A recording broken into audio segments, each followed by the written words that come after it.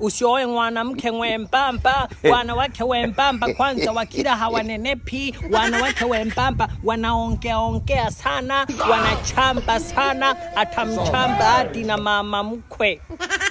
Bora uoe mwanamke mwenye nyashi. Wenye nyashi wakilala wanakoloma, usinishauri utanichanganya. Wewe ni mlembo, una sura nzuri, una kalangi kazuri, una shepu nzuri, fanya uolewe.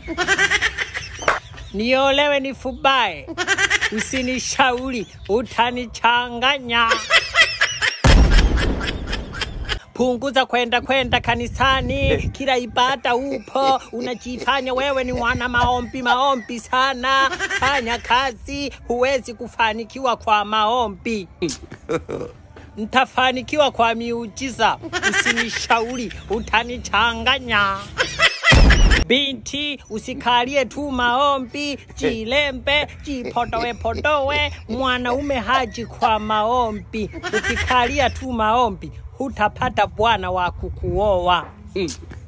Nitaolewa na Bwana Yesu, usinishauri utanichanganya.